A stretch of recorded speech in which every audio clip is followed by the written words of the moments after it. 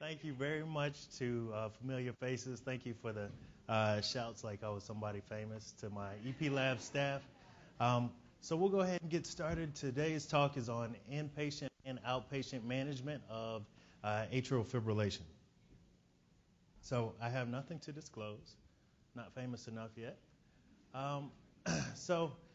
The objectives today are going to be address the three main components of management of atrial fibrillation, that being stroke prevention, rate control, as well as rhythm control if somebody has symptoms. We'll also discuss the risk and benefits of anticoagulation options, both medication-wise as well as device-based therapy. We'll also talk about the rate control, whether that be medical or device-based therapy for rate control. And also we'll talk about the details of an AFib ablation. Sometimes you may refer patients for an AFib ablation, and it's just this nebulous thing that nobody knows about. It just gets done. So AFib is the most common arrhythmia that we have, affecting about 6 million people in the U.S. currently. But as the population ages, the likelihood for a patient of yours to have AFib will go up, and it's estimated that about 16 million patients will have AFib by 2050. The thing about AFib, based on that chart, it is linked with an increased risk for mortality, and the greatest component of that mortality risk is the stroke. So once we take care of stroke, then it's more of a quality of life issue. So as far as the pathophysiology of AFib, there are two types of components of AFib, both the trigger as well as the substrate. If you take a look at that image to the right, you see those red starbursts. Those are representative of the pulmonary veins. The pulmonary veins can have extensions of atrial myocardium that can fire on their own. When they start firing, they then get out into the atrium with multiple signals running into each other, running into small microscars, creating atrial fibrillation.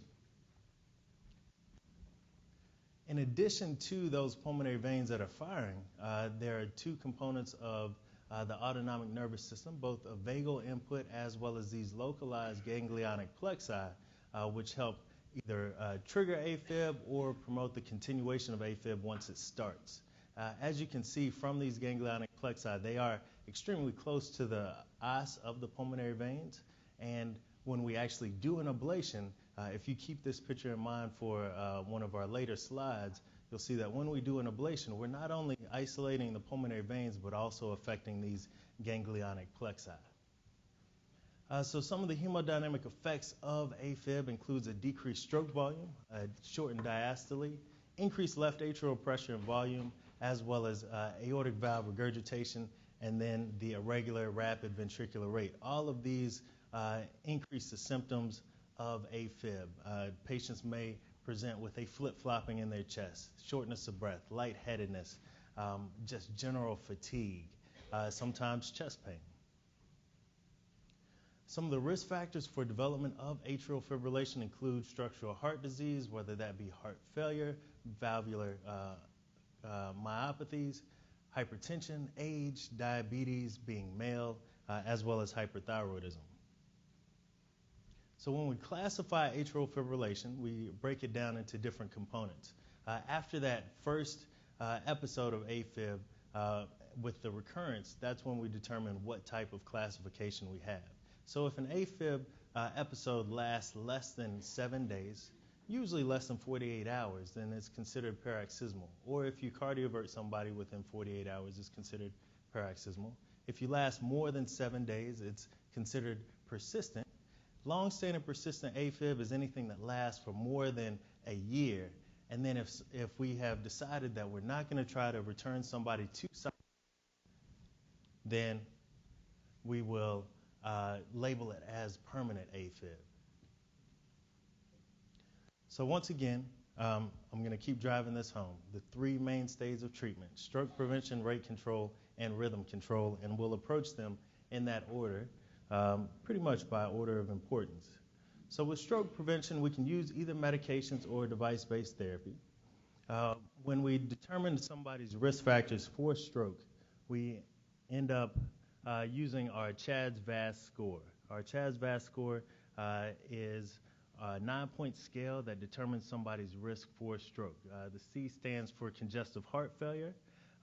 H stands for hypertension. That can be either hypertension that is uncontrolled or if somebody's on medications. If somebody's over the age of 75, they get 2 points. As you look a little bit further down the line, if they're over the age of 65, then they get 1 point. Going back up, if they have diabetes, they get a point. A stroke automatically gives you 2 points. If you have any evidence of vascular disease, whether that be a prior MI, peripheral vascular disease, any kind of aortic plaque that may be seen on a transesophageal echocardiogram, and then if you're female, you get a point as well. Adding all of those up, the higher your risk score, the higher your risk for stroke. What I usually quote to my patients is that if they have a CHADS-VASc score between 2 and 4, then their risk for stroke while being off of any anticoagulation is about 2 to 4% per year, and it goes up from there exponentially. You see the different shades of red.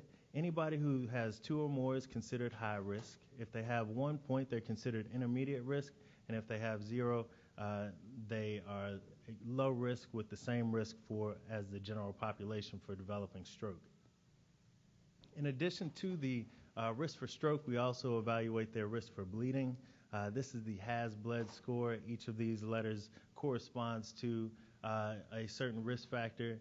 If you have a score of 3 or more on this scale, then that puts you at increased risk for bleeding. As you can see, these 2 scales kind of overlap. So if somebody has hypertension, prior stroke, or they're elderly, then they're going to be at increased risk for stroke as well as increased risk for bleed. The main determining factor would be that CHADS-VASc score, but you do have to keep in the back of your mind what their risk for bleeding is based on the has-bled score. So when we utilize anticoagulation regimen, we can either use Coumadin, which is an age-old, or some of the newer agents, whether that be dabigatran, rivaroxaban, apixaban, or edoxaban. Now, the newer agents are typically what we tend to use, but if somebody has been on Coumadin for a while, their INR is between 2 and 3, and they're consistently between 2 and 3, usually I don't make a change in those patients. However, if they are extremely labile or if they've had any kind of bleeding complications from Coumadin from an INR greater than 3, then I strongly consider switching over to one of the NOACs. These NOACs are great because they do not have to be monitored on a routine basis. You do have to watch out for them whenever somebody has renal insufficiency, because that may either require a dosing adjustment or cessation of the NOAC altogether. So, like I said before, when I usually start a new patient on an anticoagulation regimen, I tend to go with the NOACs, but there is another one of those scores that I honestly don't use this one too much, which is the same TTR score. In short, if you take a look at that chart to the right, the higher your score on this, the higher the risk for either bleeding complications or thrombotic complications while on Coumadin. And the higher your score on this scale, the less likely Coumadin is to be effective, and the more likelihood you should have to switch over to a NOAC. As you can see, if you have a high TTR score, which is greater than 2, then you're going to be at increased risk for labile INRs, you're going to be at increased risk for stroke, as well as bleeding, and ultimately an increased risk for death. So when deciding what kind of anticoagulation to use, the first thing you should determine is their CHADS-VASc score. So if somebody has a CHADS-VASc score of 0, they do not need anticoagulation. If a score of 1, then they should either be on high-dose aspirin or full anticoagulation. I tend to lean towards full anticoagulation at this at this time because I found the bleeding risk on high-dose aspirin as well as the NOACs are about the same. So as far as those bleeding and side effects, of course, you've seen enough ads on TV, and your patients have seen enough ads on TV to ask you about each of the NOACs as well as Coumadin. You can see that the risk for bleeding, for major bleeding, is about 3% across the board. So we're always looking for ways to decrease the risk for stroke without increasing the risk for bleeding. If NOACs or Coumadin are not an option, there are some, one of the reasons for not being on a NOAC is that there was a fear of non-reversibility, whereas Coumadin could be given vitamin K for reversibility. The other NOACs did not have a reversing agent until now. So this is based on a study in the New England Journal of Medicine for idarucizumab for dabigatran or Pradaxa reversal, the brand name being Praxbind. This is the first reversal agent for any of the NOACs. This is based on a relatively small study called the Reverse AD study. It evaluated 90 patients who either had a high risk for bleeding or were undergoing an urgent procedure. The dosing is in two different 2.5 gram infusions, and they evaluated the maximum reversal of the anticoagulant effect. This is a very small chart, so we won't focus on this too much. But in summary, if you take a look at these four images, on the left-hand side of each of the image, it represents the basically activity of anticoagulation effect. That dotted line that's on each one represents pretty much normal activity as if the anticoagulant was not on board. And within 10 minutes of the first administration of this idarucizumab, all of the clotting times went back to normal. So when they evaluated the outcomes, there was a complete reversal effect in about 90 to 98% of patients who had elevated clotting times. There was normal hemostasis obtained prior to the urgent procedures, and for those who were actively bleeding, cessation of bleeding happened within 11 hours. You would think with the reversal of any kind of blood thinning agent that there may be an increased risk for a thrombotic event. That risk was only 1% risk during this trial. So in addition to the novel anticoagulants, we also have device-based therapy for preventing stroke. One of these being the Watchman device, which is placed here at Wake. This is a nitinol parachute type frame that is placed in the left atrial appendage. This is done by our EP staff under general anesthesia. It is a relatively quick procedure though, and we'll get into a video of that in a second. And it only takes a one-day hospital stay just to monitor for any kind of groin complications. So what are the indications for a Watchman device? So if somebody has a high CHA2DS2-VAS score, but they are suitable for warfarin, at least temporarily, and they have a reason to seek this non-pharmacologic alternative to warfarin, they may be a candidate for the Watchman device. So after we've set somebody up for the procedure, we put them temporarily on warfarin for about 45 days after the procedure. Then we continue aspirin and Plavix for about 6 months afterwards, and then aspirin alone, even a baby aspirin, can be used. So here's an example of the procedure itself. In the upper left-hand corner of the screen, we do this under transesophageal echocardiogram guidance. We first get a transeptal puncture. That's a picture of the transeptal needle. Then if you look at the live screen now, under this guidance, we then deploy the Watchman device into the left atrial appendage. Once it's placed, then the video will reset, but we don't reset everything. But once it's placed, we then evaluate the left atrial appendage. For example, in the lower left-hand corner, that is a similar view of the left atrial appendage with the Watchman device in place. So we have a color flow Doppler on right now, and it shows that there is no leakage around this device. once this is in place, the reason why we put them on anticoagulation is that you still have this prosthetic device in place, and we have to wait that 6 months before it becomes endothelialized and essentially becomes part of the left atrial wall. The study that evaluated this Watchman device was called the PROTECT AF study. It compared Watchman with Coumadin. There were about 700 patients in this cohort, and the evaluation was a primary endpoint of cardiovascular, of stroke, thromboembolism, or cardiovascular death. And as you can see, when compared head to head, the rate of endpoint was about the same, once again at about 3%. And this was deemed to be non-inferior, meaning that it was the equivalent both efficacy as well as safety as Coumadin. When breaking it down into risk for stroke as well as all-cause mortality, this Kaplan-Meier curve shows that there's no significant difference even out to 4 years. And when they broke it down by subgroup analysis, if anything, there was a trend towards improved efficacy comparing it to Coumadin.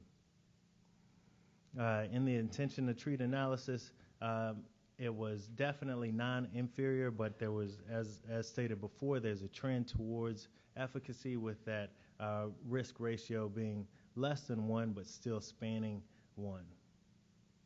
So in addition to the Watchman device, there are other devices that are in use, including the Lariat epicardial left atrial appendage closure, which utilizes a epicardial access. What we do is we go epicardially as well as endocardially. This is not done here because it's still kind of in trial technique. 2 magnets form together to create a rail, and then a lasso is advanced over the left atrial appendage. A balloon is then blown up into the left atrial appendage. The lasso is then tightened down, the balloon is deflated, and as the balloon gets pulled out, that lasso becomes fully tight.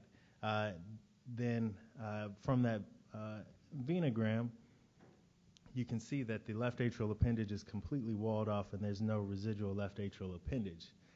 Over time, this becomes essentially a vestigial structure, and this 3D reconstruction of the left atrial appendage shows a before and after.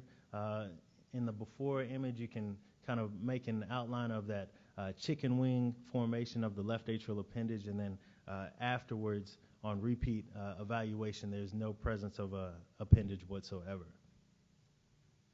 So in addition to the stroke prevention, we also focus on rate control. That may be with medications, and we'll kind of fly through these because everybody utilizes these medications both for blood pressure control as well as rate control. So rate control is a good option for those who are asymptomatic with their AFib. As long as their rate is under control, then they can, and their stroke is prevented by anticoagulation, then you don't have to move on to rhythm control. They're still going to have the AFib. There's still going to be an increased risk for stroke, so they still need to be on anticoagulation. So the AFFIRM trial, which is a older trial from 2002, evaluated both rate control as well as rhythm control for an outcome of mortality. There was actually no difference in mortality with rhythm versus rate control, and this is the evidence of why we say if somebody is asymptomatic with their AFib and their rate is under control, we stop there. In addition to that, if somebody has a normal EF and they are asymptomatic, then we can be relatively lenient as far as the rate control goes. As long as their heart rate is consistently less than 110 beats per minute, then their risk for death from any kind of cardiovascular cause, worsening heart failure, stroke, embolism, or major bleeding is about the same as if we tried strict control. So some of the options for rate control include beta blockers, calcium channel blockers, digoxin, as well as amiodarone. If somebody has no evidence of cardiovascular disease, the beta blockers and calcium channel blockers will be options. If they have any evidence of LV dysfunction, you would not want to use the calcium channel blockers. If they have COPD, you'd want to try to avoid amiodarone as well. So amiodarone is typically used as a second-line agent if the beta blockers or calcium channel blockers are not easily used, whether that be a limitation by blood pressure or if they are acutely ill. So with the beta blocker usage, you can use pretty much any beta blocker that you're comfortable with for both acute control. You can give IV pushes of beta blockers, but then you can switch over to oral control later. Same thing with the calcium channel blockers.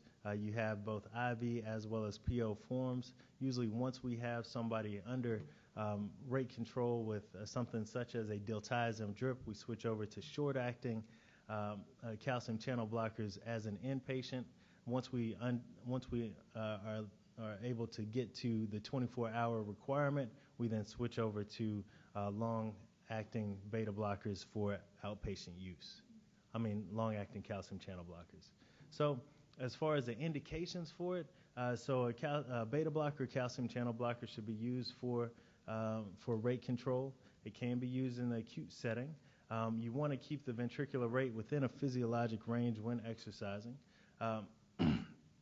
If they have a heart rate of less than 80, that's a decent goal for symptomatic patients.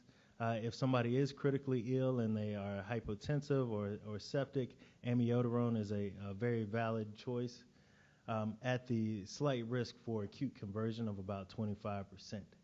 So also you can use AV node ablation if patients are not rate controlled with just medications, but that should not be a choice if you have not already tried rate controlling medications. Also, as I stated before, calcium channel blockers should not be used in decompensated heart failure, and dronedarone or Multax should not be used in permanent AF because of an increased risk for death.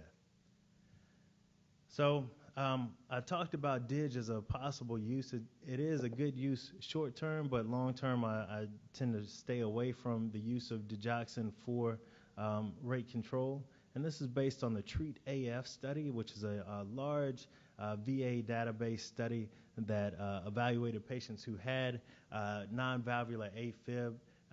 About 23% of those patients were on digoxin, and over the course of time, there was an independently associated increased risk for mortality with the use of digoxin. So this is my little PowerPoint illustration. I apologize for this. This is very crude, very, very crude. See, that's all you can do on PowerPoint. That took maybe 30 minutes the first time I tried doing that.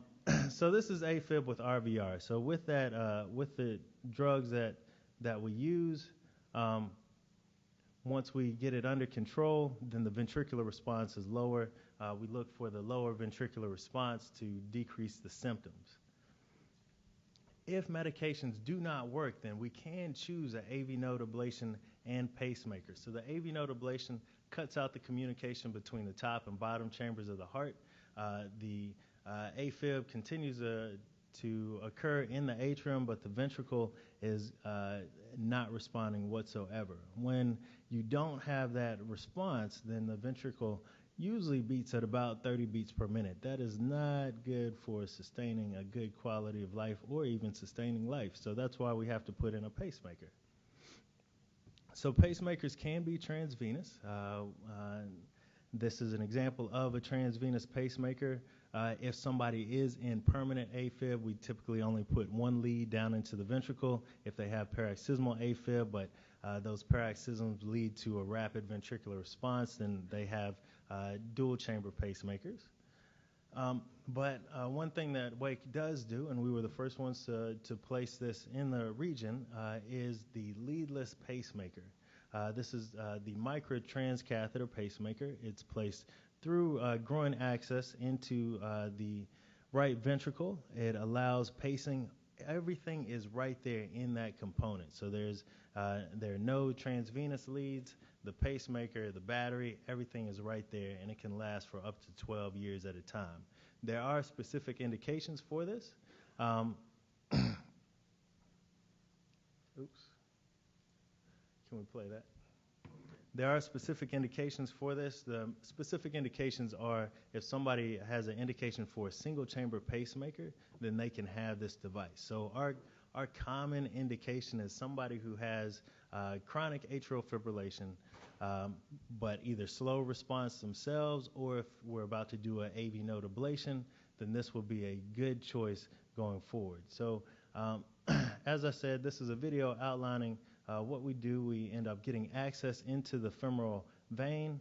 After running a wire up into the heart, into the SVC, we then get our introducer sheath into place. This is about a 2-minute video, so we'll kind of take a small break. So once we get that introducer sheath into place, this kind of creates our guide for putting the actual delivery system into the heart. The delivery system goes up through the introducer sheath. We then cross the tricuspid valve with deflection. We then aim for the apical septum or the apex of the right ventricle. We then inject contrast to confirm that we have a good position. And then once we've confirmed that we have good position and a good amount of pressure on the wall, we then deploy the actual device. The device is still held on to by a tether system. Here's a direct image in a cadaver lab. So these, it has 4 little nitinol springs that hold into either the myocardium or wrap around the trabeculae. As you can see in that image, the right ventricle has a lot of trabeculations, and we don't really appreciate that too much because we're not looking directly into the right ventricle too much. Once we confirm that all the numbers look good, then we release those tethers, clip the tethers free, and then the device is left there to work for the next 12 years.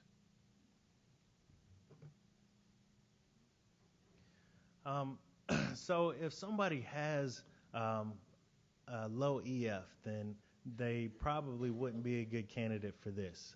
And this is based on the BLOCK-HF trial. The BLOCK-HF trial evaluated patients who had heart failure and an EF less than or equal to 50%. And everybody had a bi-V pacing capability, but they were randomized to RV pacing or biventricular pacing, and they evaluated the time to death, heart failure, or a drop in EF. As you can see from the Kaplan-Meier trial, even at 1 year, those who had biventricular pacing had better outcomes than those who had RV-only pacing. So somebody who has a low EF and we're expecting to pace their ventricle more than 40% of the time, they would typically get a bi-V pacer. So after rate control, there's rhythm control. As I talked about before, if somebody is still symptomatic after rate control, then rhythm control is our choice. There are 2 different classes of antiarrhythmic medications, including class 1C agents, including flecainide and propafenone. These are both great first-line therapies, but they are contraindicated for obstructive heart disease as well as heart failure. The other class includes the class 3s. These are potassium channel blockers, including sotalol, amiodarone, dofetilide, dronedarone, as well as ibutylide. Ibutylide is typically used for acute conversion. The others are used for more long-term control. So when we make a decision on which type of antiarrhythmic to use, if somebody has no evidence of structural heart disease, just hypertension, then they can use pretty much anything they want to use. As you can see from the chart, amiodarone is typically reserved as a second-line therapy just because of the long-term side effects. If somebody does have coronary artery disease, then that pretty much wipes out the class 1C agents. You're limited to sotalol, dronedarone, or dofetilide. And if somebody has heart failure, dofetilide and amiodarone are the medications of choice. But as you can see, if you failed one antiarrhythmic medication, then catheter ablation is on the table. So if antiarrhythmic medications don't work on their own, then you can do an acute cardioversion. And a cardioversion is where we put pads on the front and back of the chest. If somebody has been in AFib for less than 48 hours, then we can anticoagulate and perform a cardioversion without a preceding TEE or transesophageal echocardiogram. However, if they have been in for more than 2 days, the safest thing to do is to perform a TEE first. TEE being the transesophageal echocardiogram. It goes down in the esophagus. It has a close, unobstructed view of the left atrial appendage, where 90% of left atrial clots come from. And if the appendage is clear, then we proceed with the cardioversion.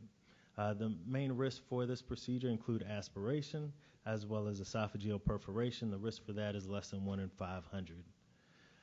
If we do see a clot, such as that clot seen in this picture, then the patient would need to be anticoagulated for another 3 weeks. They'd need a repeat TEE to make sure that that clot has resolved, and then proceed with the cardioversion.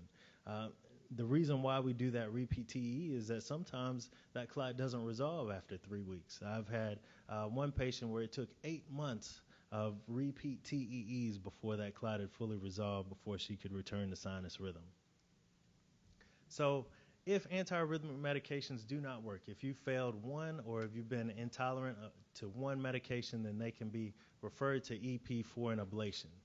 The goals of ablation are to eliminate the trigger as well as eliminate that substrate like we talked about at the beginning of the talk, and therefore improve symptoms. This is more of a quality of life issue, not a quantity of life issue. It does not really mean that somebody, it isn't used as an indication for getting off of anticoagulation either.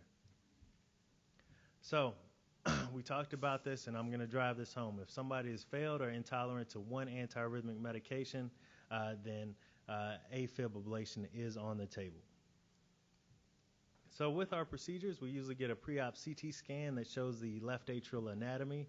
Sometimes there can be variations to the left atrial anatomy. Typically, you have 2 left and 2 right pulmonary veins, but you can have variant anatomies, which may modify our approach. So once we place the catheters, we perform a transeptal puncture. We do 3D mapping to create a 3D shell of the left atrium, and then we perform our ablation. There are different types of ablation lesion sets, but as I said, we are mainly focusing on isolating the pulmonary veins and decreasing the atrial mass to decrease the likelihood for perpetuation of AFib. So our typical way of doing it is the wide area circumferential ablation, which is in the upper left-hand corner of the chart. We ablate around the antrums of the pulmonary veins in blocks, so the left and right atrium, but sometimes it does take ablating within the carina between the two, as seen in that lower left-hand lesion. Some other institutions may target just these fractionated atrial electrograms, but the most widespread use is the wide area circumferential ablation. So this is a 3D reconstruction of the inside of the heart with both the left and right pulmonary veins. Those dotted lines with those arrows pretty much show the trajectory and what we're trying to accomplish. By completely isolating the veins, it traps the electrical activity inside, so therefore those triggers cannot affect the rest of the atrium. We test this by placing a lasso catheter, which is a multi-electrode kind of ring tip catheter inside the veins that can pushes up against the wall and lets us know what the atrial activity is, or what the vein activity is before the ablation.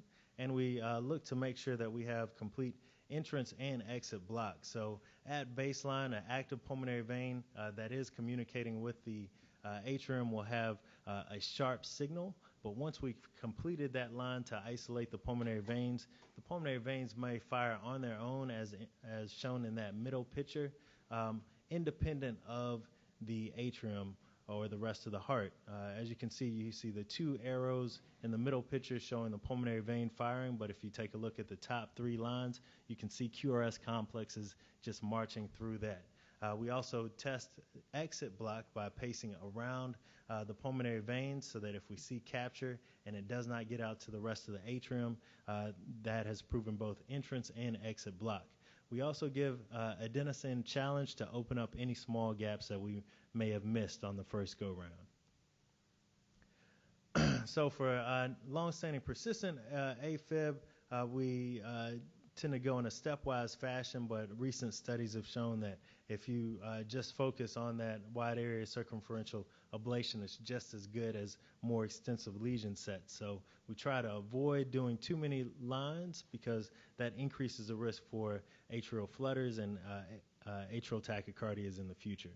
So in order to decrease the amount of radiation that we use during AFib ablations, we use 3D mapping system. This is an example of our most commonly used 3D mapping system, which is the Carter 3-base system. This allows us to drop the radiation down drastically. I think before we had the widespread use of the 3D systems, patients undergoing AFib ablations may undergo 120 minutes of fluoro time. Now we've cut that down to about 3 to 10 minutes, just depending. So in addition to a radiofrequency ablation, there's also the cryoablation. This is a double-layered balloon that pretty much contains liquid nitrogen that evaporates, causing ice crystals to form in the cells and creates a scar tissue by directly damaging those cells. This is an example of the cryoballoon ablation. This is known as the Arctic front ablation.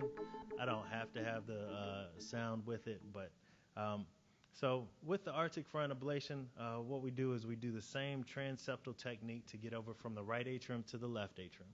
And this is typically used for those who have paroxysmal AFib.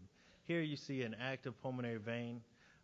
Once we get that transeptal access, we get that lasso catheter into the vein just to see the electrical activity inside the vein. It also provides a rail system so that we get a good direct entryway into the vein. The balloon is expanded and it's fairly compliant, so we can push that balloon fairly deep into the vein to pretty much plug up the entire vein. And we confirm good plugging by injecting contrast to make sure that none of the contrast leaks out into the atrium. That's when we have a good tight seal.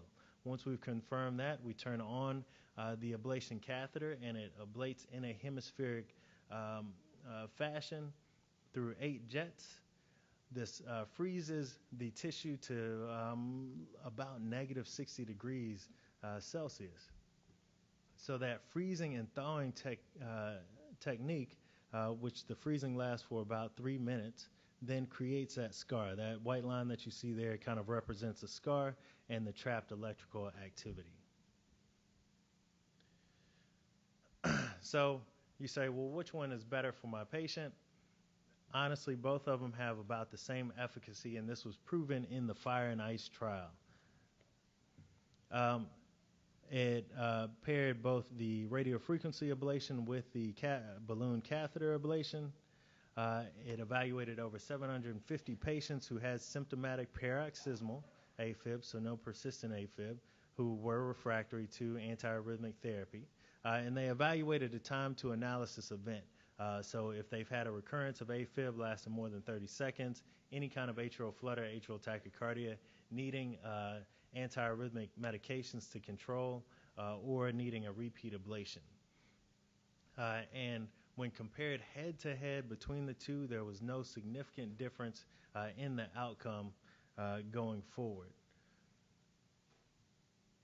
They did break down into different types of both RF and ablation catheters. The newer generation of cryoablation catheters work a little bit better because they now have a hemispheric freeze as opposed to an equatorial freeze.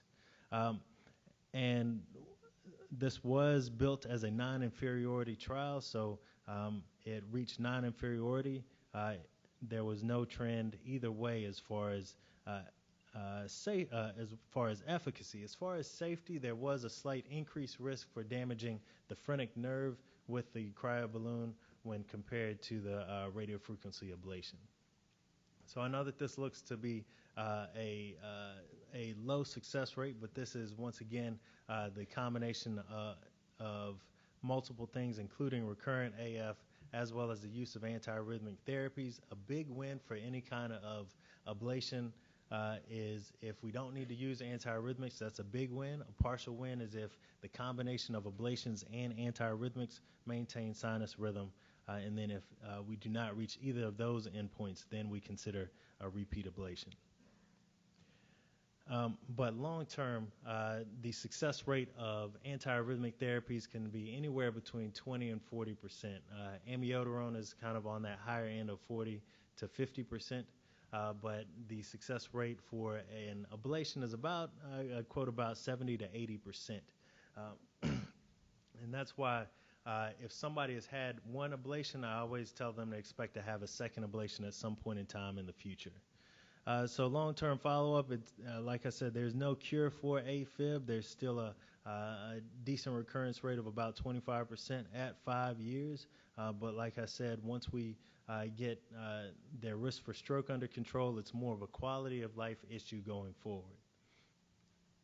So since we talk about ablations, we do have to talk about the potential complications. So you may see some of these patients in follow-up. So there are certain things to look for after an AFib ablation, including tamponade. The risk is about 6%.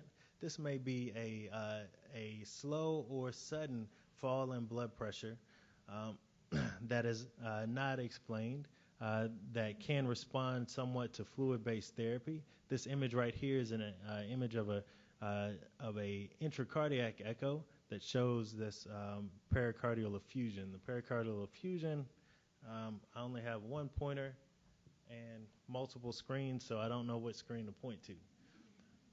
All right. I'm at a loss. All right.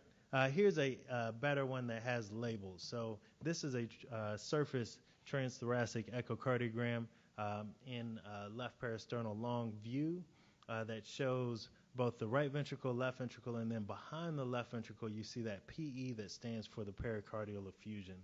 So it can be seen both during the procedure as well as afterwards. So if you have any suspicion, please order a limited echo to see whether or not there's a pericardial effusion. The treatment for this being a pericardiocentesis, usually in the subxiphoid area. Once we drain this pericardial effusion, usually it seals off, whatever hole is there seals off, and we can remove the drain shortly thereafter. Other potential complications include pulmonary vein stenosis.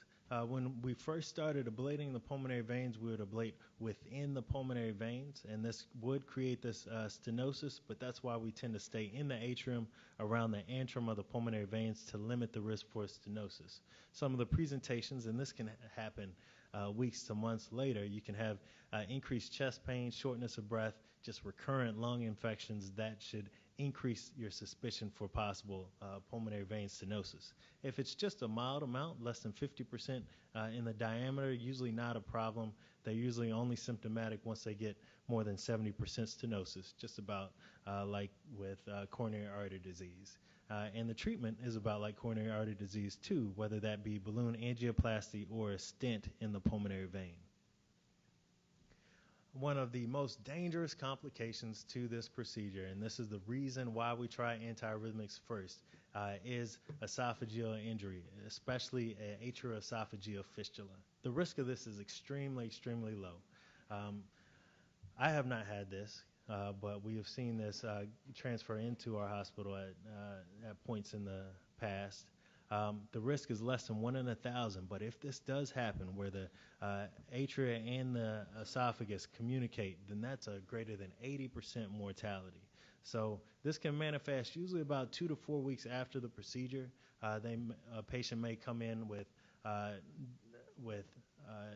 problems with swallowing, fevers or chills, or if they have recurrent embolic events that are unexplained, then that may be an atrioesophageal fistula. You do not try to diagnose this with a TEE or endoscopy. The best way to do this is with a contrasted CT or MRI of the esophagus. Other potential complications, we talked about this as being a potential complication with the cryoballoon, includes phrenic nerve injury. It more commonly happens when we try to ablate the right-sided pulmonary veins. The phrenic nerve runs anterior to the right side of pulmonary veins, but posterior to the superior and inferior vena cava. This is the nerve that controls the diaphragm, so if you damage this, then the diaphragm is not working, and a patient can be short of breath. The good thing is that if this does happen, all but about 1% recover after 1 year. Other complications include stroke and TIAs. Thromboembolisms can happen in 0 to 7% of the cases. We prevent this by temporarily putting somebody on extra doses of heparin to keep their blood thin to prevent a clot from forming on the catheter. Once the catheter is pulled back to the right atrium, we reverse that with protamine. And there's a less than 1 in 1,000 chance for death.